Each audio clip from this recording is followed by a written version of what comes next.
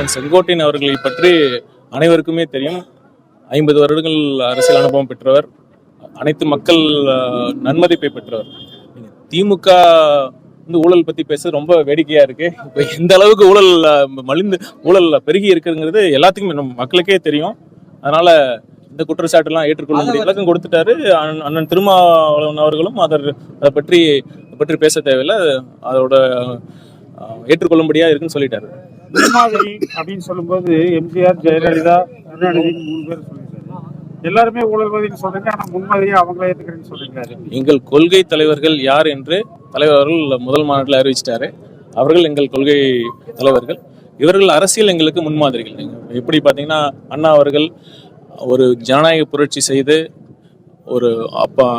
காங்கிரஸ் எப்படி ஒரு பெரிய ஜாம்பவானா இருந்த கட்சியை வீழ்த்தி ஆட்சி அமைத்தார்கள். அதே போல்தான் எம்ஜிஆர், புரட்சித் தலைவர் எம்ஜிஆர் அவர்களும் 1977 திமுக வீழ்த்தி ஒரு புதிய சக்தி, புதிய அரசியல் கட்சி ஆட்சி அமைத்தது. அது எங்களுக்கு கண்டிப்பாக அரசியல் முன்மாதிரியாக நாங்கள் ஏற்றுக்கொண்டிருக்கிறோம். கூட்டணி பற்றி NDTV தமிழ்நாடு சமிட்ல கேட்டாங்க. கூட்டணி பற்றி எங்களோட நிலைப்பாடை பத்தி நாங்கள் சொல்லியிருந்தோம். அந்த நிலைப்பாட்டில் எப்போ ஃபர்ஸ்ட் என்ன சொன்னோமோ அதுதான் இப்போவும். அதாவது என்ன, எங்கள் தலைமையை ஏற்று வரும் கட்சிகளை நாங்கள் அரவணைப்போம், திமுக பாஜகவை தவிர. அந்த நிலைப்பாட்டில் நாங்கள் உறுதியா இருக்கோம்.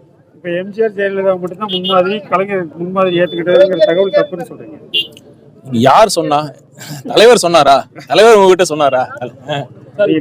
அதிமுக ஊழல் கட்சின்னா எம்ஜிஆரையும் அண்ணாவையும் இது பண்ணி பிரச்சாரத்துல பாருங்க, திமுக கூட தான் அண்ணா காலத்து திமுக கொள்கை பற்றோட இருந்தாங்க. நீங்க அதனால இப்ப இருக்கிற திமுக ஒரு சிறந்த கொள்கை பற்றுள்ள கட்சி, ஒரு சிறந்த நிர்வாகத்தை கொடுக்கக்கூடிய கட்சின்னு எடுத்துக்க முடியுமா? அப்ப இருந்தாங்க. எம்ஜிஆர் காலத்துல அதிமுக ரொம்ப சிறப்பா இருந்தது. மக்கள் நலன் சார்ந்த திட்டங்கள் பலவற்றை கொண்டு வந்தாங்க. இப்ப இருக்கிற அதிமுக எப்படி இருக்கு, அதான் பேசணும். நீங்க பாத்தீங்கன்னா, அம்மா அவர்கள் அதிமுக தலைமையில இருக்கிறப்ப அனைத்து சார்பற்ற, அனைத்து சாதி மத சார்பற்ற ஒரு கட்சியா இருந்தது. இப்ப அப்படி அதிமுக இருக்கா அப்படிங்கறதுதான் கேள்வி.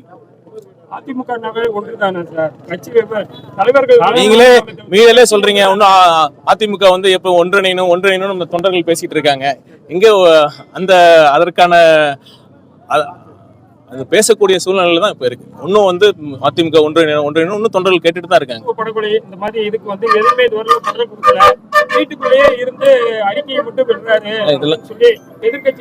எந்த மக்கள் நலன் சார்ந்த பிரச்சனையாக இருந்தாலும் தமிழக வெற்றி கழகம் முதல் கட்சியாக குரல் கொடுக்கும், குரல் கொடுத்து கொண்டே இருக்கும். கிழக்கு மாவட்டத்துடைய துணை செயலாளராக இருக்கக்கூடிய தலித் பெண் ஒருத்தர் எங்களுக்கு இந்த கட்சியில முன்னுரிமை அளிக்கப்படல, நீங்க வந்தவட்டியும் எங்களுக்கான இரங்கல் வழங்கப்படலன்னு சொல்லி ஒரு குற்றச்சாட்டு. இங்க பாருங்க, இங்க கூட இருக்கிற அனைத்து சமுதாயம் சேர்ந்த கட்சி நிர்வாகிகள் இருக்காங்க. எங்களை பிரிச்சு பாக்குறாங்க. அததான் சில பேர் அவங்க எந்த அழுத்தம் காரணமாக சொல்றாங்கன்னு தெரியல. பாருங்க, பின்னாடி அனைத்து சமுதாய சேர்ந்த நிர்வாகிகள் இருக்காங்க. தமிழக வெற்றி கழகத்தை ஒரே ஒரு விஷயம் நான் முடிச்சுக்கிறேன். தமிழக வெற்றி கழகத்தை பொறுத்தவரை பிறப்புக்கும் எல்லா உயிருக்கும் தான் எங்களோட கோட்பாடு.